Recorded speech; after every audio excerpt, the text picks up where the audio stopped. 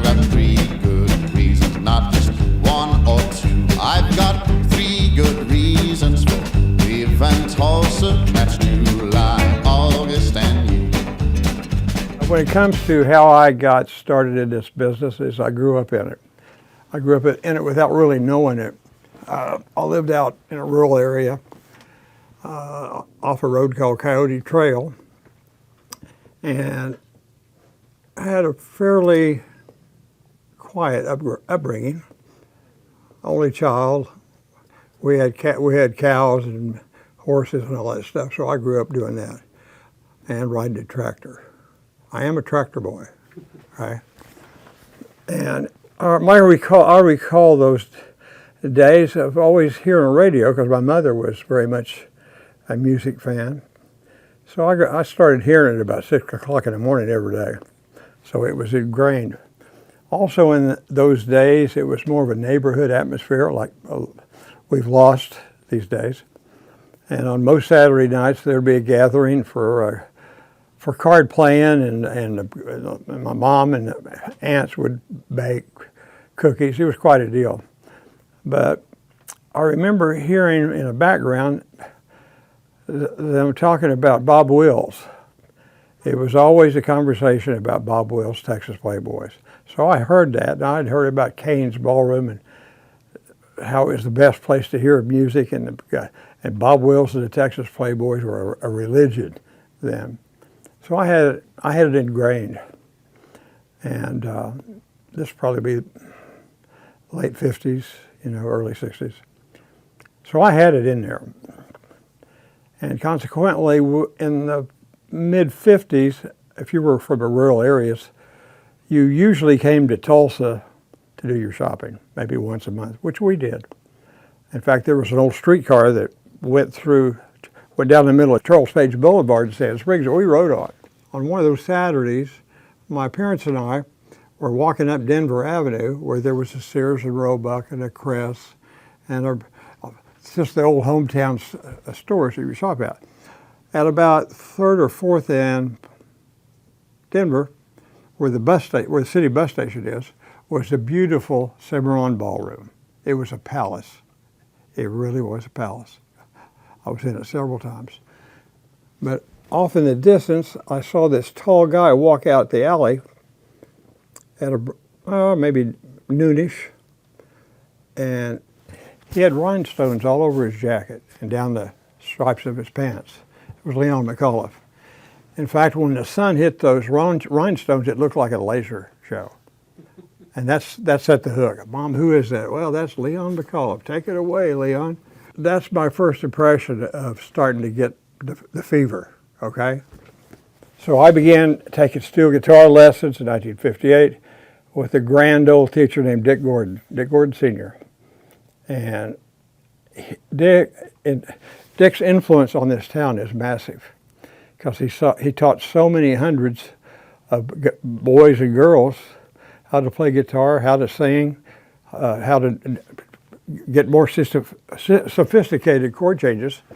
And his influence affected a lot of people that just bled down, just bled down to a massive amount of parents and uncles and aunts. And by 1960, around 1960, I heard Walk, Don't Run by the Ventures. So I had to put my guitar down and pick up my mom's old 1958 Gibson sitting over there and learn how to play Walk, Don't Run. Then all of a sudden, here comes the Beach Boys. The Beach Boys, wonderful. So I was hooked on that. And I thought all music had to come from the West Coast. This is all coming from the edge of the Pacific Ocean out in California. And then all of a sudden, February 1964, on a Sunday night, Ed Sullivan, hundreds of thousands, millions of us saw the Beatles. And I would have been about 16 years old. It was just the right time, because I'd got fairly accomplished on the guitar, and I had a local band called the Undertakers. I was the guitarist. And the way we formed that band was in the cafeteria the Monday after we saw the Beatles the night before. And it was a bunch of old, just slobs like me, You know, we were just huddled. You know, Larry, you can play the guitar. I could get my uncle's drum kit, and like I'd say, thousands of bands were actually formed the day after they saw the Beatles. After we saw the Beatles, so that got me deeper into loving the music and the guitars. You know, electric guitar can run your life. It can run your life, by the way. I'll put that warning up. But it didn't run mine. It got me wherever I am right here today. So I go through college, graduate from University of Tulsa, and I dreaded the reality of having to go straight. Am I going to work selling life insurance? What dull-ass job am I going to get stuck with? I couldn't shake it. Even through, my mother handed me my old notebook, one of my notebooks from the University of Tulsa. And over in the pages was some pretty dull stuff, okay? But in the margin, I had drawn pictures of women's asses, tits, guitars, amplifiers, raging airplane battles. I know you can't put all this in TulsaPeople, but I'm going to put the sauce on it when it needs to be. So I just couldn't face the reality of stopping. Because during the 60s, when I was in college and high school, starting in 1964, we were almost booked every weekend. And the guys in my band happened to be guys that really didn't have much. You know, we didn't have money. But all of a sudden, after we got started playing, we'd come in on a Monday, we'd have $50, $75. And that was a lot of money back in 1965. So it changed everything. You know, all of a sudden we're driving Thunderbirds and Fords and real good-looking shirts and a higher class of women, okay? So that made it even more intriguing. But I happened to be out on the road with a band called Gypsy Fat. And during that summer, we played up through Illinois, Missouri, back down through Kansas, Texas. We happened to be in Bollinger, Texas, and the place was so rough, it was all those redneck, those old oil well guys, you know, the roughnecks, and they were. There was 2 or 3 fist fights going on all the time. So bad that they'd come up, it would bleed over to us and knock our microphones over. And I said, we ain't playing the bar tonight. We're going to pack our stuff and sneak out of here. Well, it just so happened Jimi Hendrix was playing at the Tulsa Assembly Center that June 1970. So I got more twisted. Out of all that experience, I was drafted into the Army the day after I left TU. I got out of the Army in 1971 and literally had no direction except drinking booze far behind, dropping a little acid here and there. Good lifestyle. I worked on a hay hauling crew up in Pawnee County, and I'd make $30 on a big day, 20 on a bad day. It wasn't a bad lifestyle. But I get a phone call, June or July of 1971, from a guy named Gene Crownover, who happened to be the house band for an old lady named Marie Myers, who owned Cain's Ballroom at the time.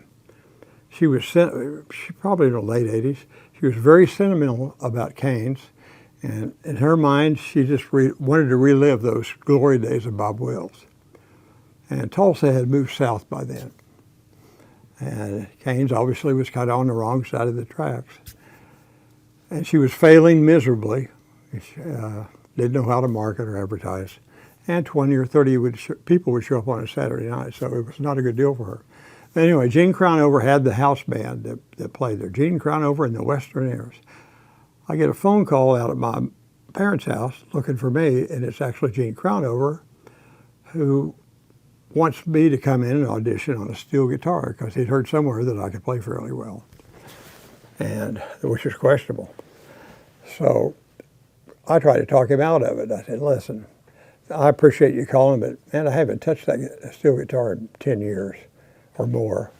Oh no, I heard you can play. Come on, I want you to audition this afternoon. So I finally said, okay, I'll come over, but I'm not good enough to play with you pro guys that play all the professional guys. But I'll come over just because you asked me. And when I went down to the Cain's, it would be the first time I ever walked in it on that Saturday afternoon. And when I went through those double doors into the ballroom, it affected me immediately. Like, what the hell has happened here? You could just tell. It was just, it gave me a little chill up the back of my neck, you know? And of course I got up and I played half of one song with Crown Over, and he stopped me and said, "You're right, you're not good enough to play." But of course I had no idea I would buy the building 5 years later. My company's Little Wing Concerts, Little Wing Productions. It's 53 years old at this moment, 2024. And walking through the hayfield, now, when Jimmy passed, it really affected me because I'd just gotten into him so much. And I grieved over it. So walking through the hayfield, trying to manage a way to figure out how to get in a business with no money, I said, I got to pay homage to Jimi Hendrix and name my company. So that's where I came up with the name Little Wing to honor Jimi Hendrix. And their Little Wing is born. That's 1971. It goes back a ways.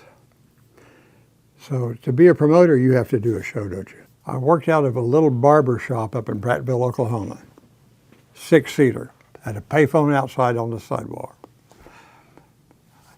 I had the last seat in the line of barber chairs and a shower curtain hanging between number 5 and 6 chair. And I would rack my brain, I had no idea what things cost, by the way. I said, how can I come up with a major show? And I had to use a payphone, remember, so I had to get a pocket full of quarters and dimes and nickels. And I'd call agent after agent, New York and LA, and not get a call back, would he pick up my call, you know, or put me on hold worse, because then I'm about to run out of quarters. Just keep plugging, that payphone's still there, by the way. But I finally got an agent in New York to talk to me, and I told him what I wanted to do, and I'd had no experience, even though I fudged and told him I had all kinds of experience. He finally said, I got an act that I can give you. I'll sell you an act on Black Oak, Arkansas. I'd already heard of them. It wasn't exactly my favorite act, but it was someone finally offered me to buy a show. So I made the deal to buy that date for the Brady Theater, which was called Tulsa Municipal Theater then. It happened, it was the October date, and I recall printing up many posters and walking the midway of the fair, all hours of the fair. Because in those days, you could pretty much spot who was a music person. They smelled like patchouli oil, they wore leather fringe jackets, they had long hair, close enough. So I did a lot doing that to sell the show. While I was doing that, I was parking cars for $48 a week downtown Tulsa, B&B Auto Ramp, about Boston and 6th and Boston. I was parking cars. And the show sold well. And it kept selling. But I didn't quite trust my position in the music business. So I parked cars up until noon the day of show. Day of show, my Black Oak show, I was still parking cars at 11:30 a.m. But at noon, I said, I quit, and I changed into a new shirt and a new pair of jeans, and I hustled over to the Brady Theater. That show happened to sell out clean. And to get enough money to do it, I had a 1950 Harley Davidson, and I had an old 65 Volkswagen. Those were my possessions. And I talked to bank into loaning me about $3,500 with those as collateral, and that's how I paid for my first show. It sold out of me about $5,000. That's a lot of money compared to the $48 a week I was making that morning. And I said, I'm on to something. I'm on to something. So my father worked at American Airlines at that time, and I could fly free anywhere on standby. So this is about 3 or 4 days after the Black Oak show, I come up with the idea. And I'm a rock and roller, by the way. I'm a Jimi Hendrix fan. You already know that. I've told you. I said, I got to bring Merle Haggard in. Where I got the idea, and I'm not sure, but I knew Merle was kind of an outlaw. He'd played Tulsa and been a little bit drunk, and some of the crowd kind of turned on him, so he kind of ruined this market. So I called Bakersfield, where the office was, for Merle, and the manager wouldn't even pick up a call. And I'd call again, wouldn't pick up my call. Finally, I called, the receptionist says, "Oh, Mr. Shaeffer, don't you know they're in Nashville for the DJ convention?" He and his manager, Fuzzy Owens. And I got my flight pass, my polyester jacket and tie, because you had to wear that to get your free passes on American. So I fly to Nashville immediately, get a taxi cab up to the King of the Road Hotel. In those days, they were pretty lax. I go to the counter and I say, "I'm here to see Merle Haggard." "Well, he's in room 1213, you know. I'm up there. Knock, knock, knock, knock, knock. So Merle and Fuzzy come to the door, you know, a little bit too early for them. And Fuzzy, who's the manager, ex-steel guitar player for Merle, said, "Well, who are you?" Okay. So I gave him my pitch. Said, "Listen, it'll take me 30 minutes, but go down in the lobby, sit down, get your cup of coffee, and I'll come down and talk to you about it." So here he come, and I talked it up pretty big, and I ended up getting that date in that cup of coffee. So, and we didn't make formal contracts. I went up to the counter at the hotel and I asked for a couple pieces of stationery. And we wrote out the deal. Larry Shaeffer, Little Wing, agrees to pay Merle Haggard $10,000 on X date. That's how I got the date. And it sold out and I made about $30,000. Now that's a lot of money back then. And I knew I was onto something. I mean, it just came to me. And so that's how I really got it going.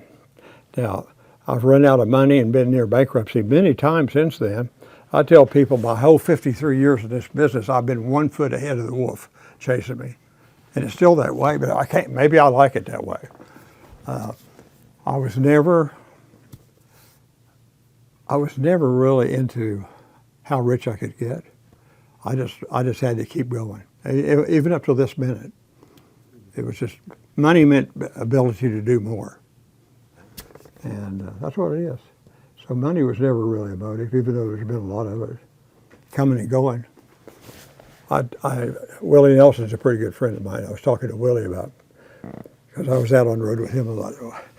And Willie and I would sit down. We knew each other well. I said, "Willie, man, I don't know how much, I appreciate these dates that I'm doing with you, but no matter how much money I make, it's never enough." He said, "Larry, maybe it was really not ever your money."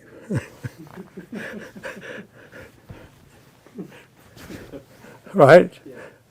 Yeah, you're right. It was never really my money, was it? I'd gotten things going. After the Black Oak show, I was able to book Blue Oyster Cult and Foghat and some other stuff. I was getting a slow rotation going. I lived in a cheap apartment over here in Tulsa. And those shows were making money each time. So in 1975, this same agent in New York, Bill Elson, that sold me Black Oak, said, "Larry, I owe you one." He said, "You ever heard of Peter Frampton?" I said, "Yeah." He said, "Within a few months, he's going to be the biggest act and have the biggest album called Frampton Comes Live. Why don't you, can you find us a place to play in Tulsa that'll hold a crowd of maybe 20,000 people?" Yeah. Out of the old stock car track on the fairgrounds. That's where the horse race track is now. So I held the date, and in the meantime, Cain's Ballroom became available to buy. And I went down to my realtor and I put down the earnest money, signed the purchase agreement, and the closing, I put $3,000 down earnest.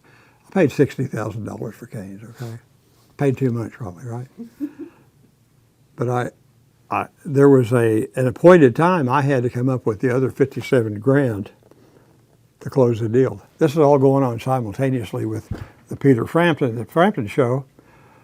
I believe it was in June of '76. Yes, I think. I barely have enough money to do the Frampton shows. Peter Frampton, Santana, Gary Wright, and another act, Natural Gas, I think of her name, So I just happened to sell 32,000 tickets for that show, and I had a big chunk of money.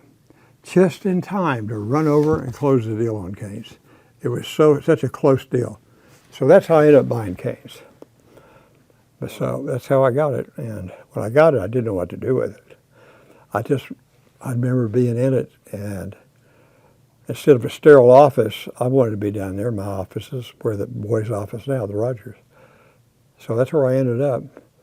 And once again, I'm calling all the agents, New York, LA, Nashville, who hadn't heard of Cain's Ballroom. In fact, there weren't many shows coming through Tulsa until I started doing that. But once I got it started, the shows were coming at me pretty good. Because the bands that loved Cain's, Cain was a worn out old building then. And I never had the money to do a lot with it. And I didn't know how long I was going to own it. Because I always wanted to transition into the arena stuff. And, in that batch of small shows I did, that really didn't have an awareness here, where it was Van Halen, Sex Pistols, U2, Bon Jovi, The Police, some really important artists. And I was on my way. We didn't get a lot of attention from the South Side, but I built a loyal following. There were people that would come to all the shows. They'd see Jerry Jeff Walker, David Allen Coe, Sex Pistols. They just came to everything because of what we were doing there. They just figured, well, it's a real show and we got to see it if it's at Cain's. So that stature, that profile built.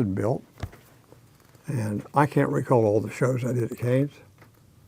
I know that out in my barn I've got hundreds of pounds of archives and show files. And when I look at them, which is rare, I'll say, shit, I didn't know I did that one. Oh, wow, I didn't know I did that. I'd established what I was doing, and the artist wanted to play at Cain's. And I didn't have money to air condition it. And sometimes, when the Foo Fighters played for me there, Grohl said, it's the hottest date we ever played. That's the hottest we ever were at a show. So you take it both ways. Right. In reference to the Sex Pistols, what came out of it, when I did the date, when I brought them in, they were just an interesting band to pick up, because I'd heard all the rumors about them and a little bit of the history in London. So it's right up my alley, And I didn't think there was a possibility of me getting a date in Tulsa. I figured when Malcolm McLaren, their manager, brought them over, they're going to play New York, they're going to play LA, they're going to play Chicago. But Malcolm, a pretty smart guy, decided to go south in dangerous territory and get trouble that we get in the paper. Bad publicity is big publicity. And when they got out of 7 dates, Cain's was number 6. And when they got here, I go to the Cain's I'm going about 8:30 in the morning, generally. Well, so the bus was already on the park there by my front door. I said, yeah, that's unusual. Bands show up at 2 o'clock, unload, do a sound check, come back and do the show.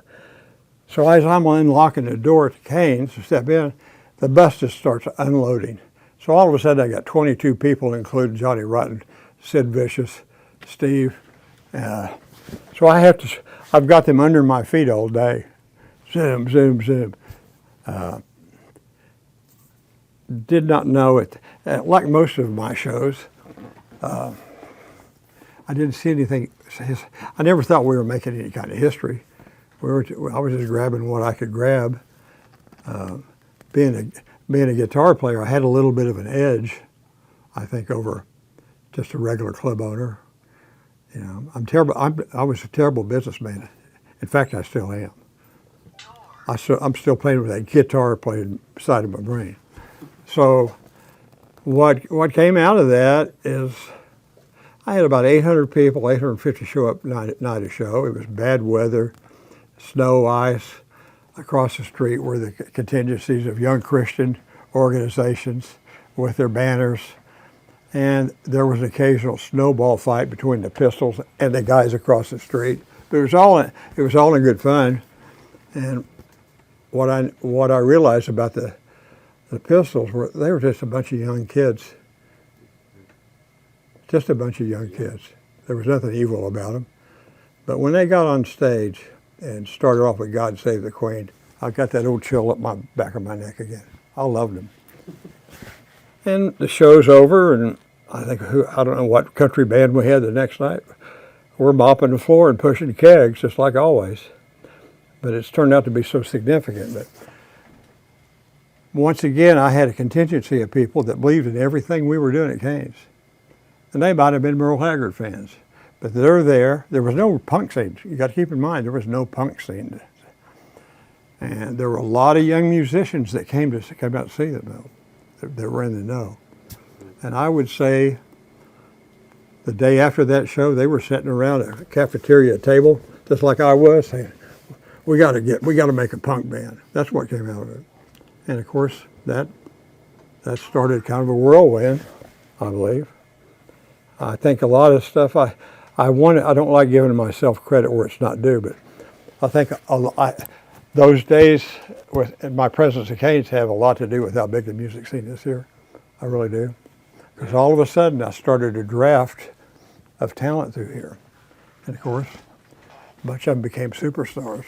So all of a sudden I get a Van Halen date, opening for Montrose, Ronnie Montrose. I paid Van Halen, I think, $1,500. I paid Bon Jovi $500. I paid the Sex Pistols $500. They went broke on the road. I had to cough them up another $500. Which I did. I said, but here's the deal. I've printed my advance tickets are printed at $2.50. I'll have to raise the ticket price at midstream. So the authentic tickets, which there's one here, is where I marked through them and changed it to $3.50 in my own hand. The Police, I played at Cain's, Roxanne, and just hit #1. The timing was perfect. The band loved the building. Sting still talks about Cain's Ballroom. I've shipped him Cain's Ballroom shirts twice when I was at Cain's over in London. So he was a Cain's fanatic. I played them. I paid them $3,000. They sold out. And by that time, it was real important for me to see where I was heading. Not to stop at Cain's, but as the big groups went into superstardom, I was able to pick up the date because I'd been loyal on the showcase. So it really had a future, okay? So I think a year and a half later, Van Halen tours to play the arenas. The Police, and it was $50,000 a gig. That was big money. I offered them $50 to play Lloyd Noble Arena down in Norman, and I offered them $50 here to play the Tulsa Assembly Center. They took the date down at Lloyd Noble. Instead of playing the $50,000 date, Sting wanted to play Cain's again for $3,000. That's how much he liked Cain's. The music and musical taste are always on the move. Nothing stays the same.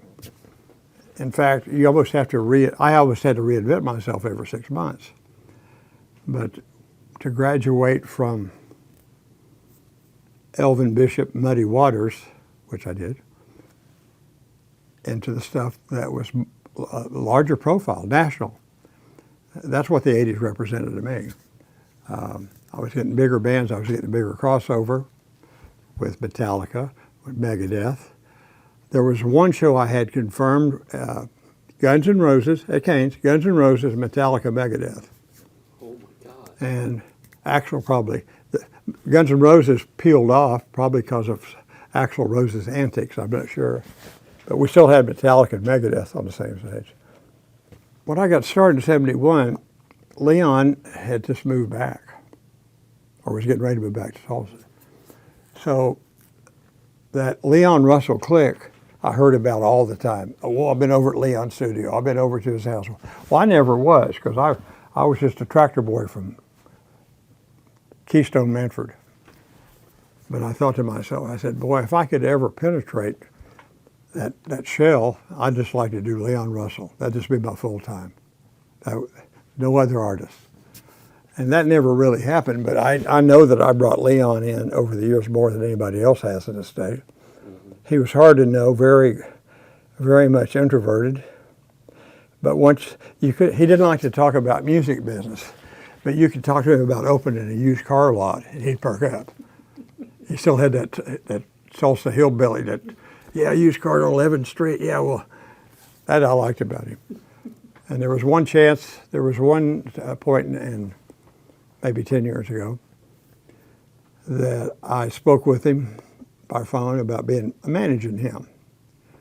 And that's what we were talking about.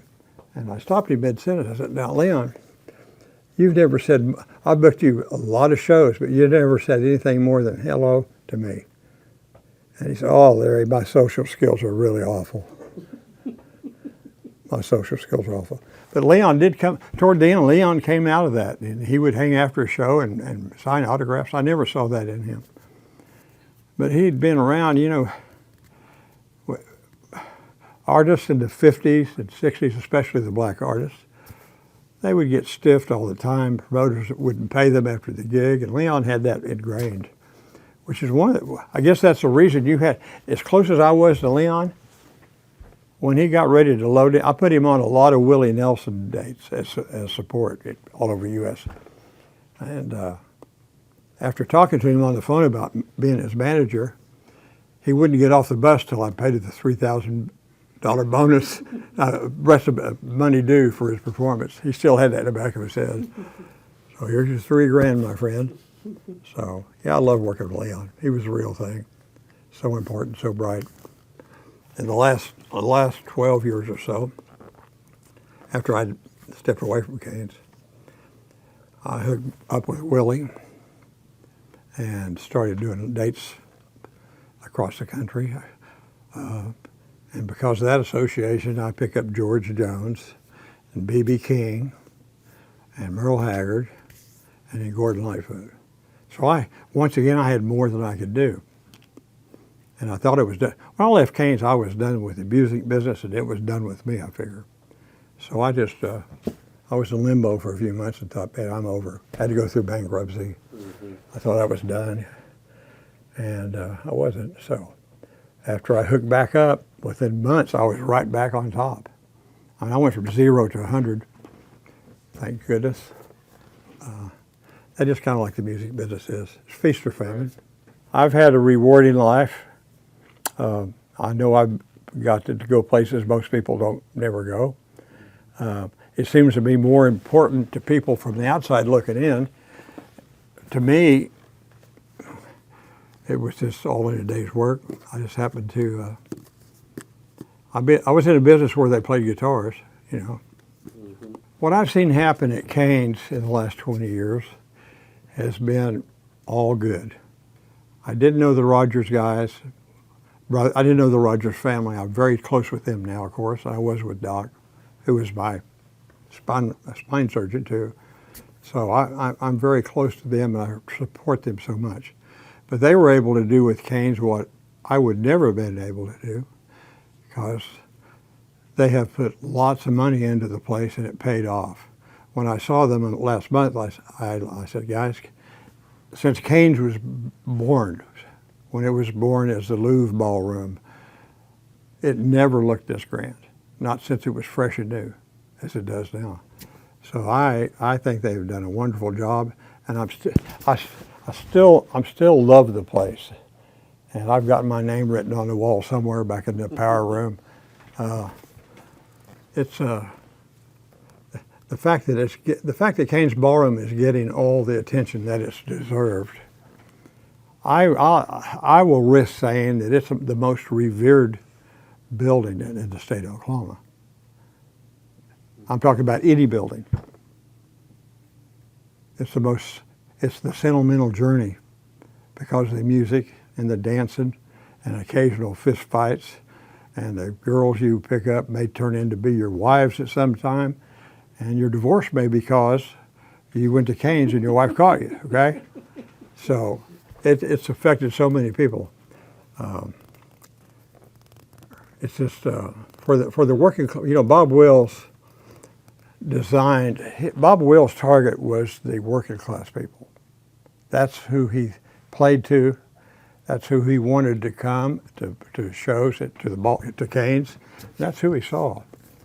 And those working class people, the biggest event each month or each weekend would be to go to Cain's Ballroom. That was it.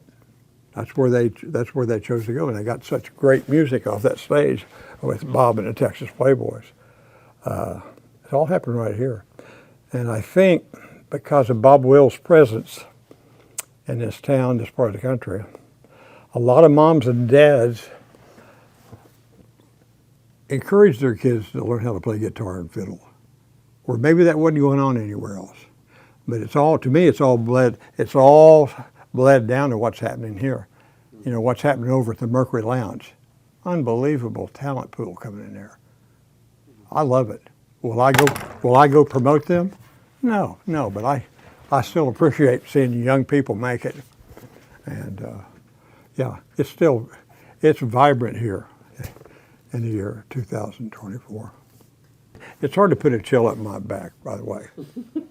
It ain't easy. But that's how I got there. But it was extremely important for me when I was at Cain's to see how far I could push it.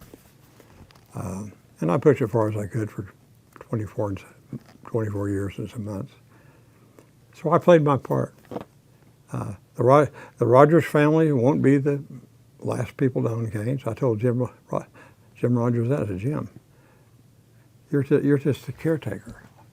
I was a caretaker. There'll be more caretakers. We got to make sure they're good ones. Cain's is a national treasure. Okay, I think Cain has been the magnet that's caused the gentrification of downtown. I think Cain's was the starting point. I'll give it that credit. My days at Cain's, we were outlaws up on the hill. You know, I held court there. That was my clubhouse, and I held court. But to see it grow like that's pretty magnificent.